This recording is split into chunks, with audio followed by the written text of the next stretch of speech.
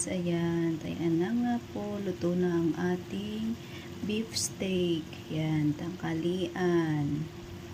Yan ang ating ulam ngayong tanghali.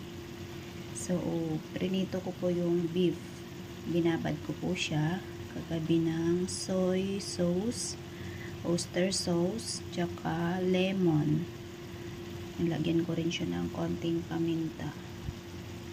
Ayan na nga. Yung sinabaw ko po dyan guys is yung pinagbabaran ko para malasa siya. At malinis naman yun. So, ayan guys. Ang daming sibuyas. Thank you for watching.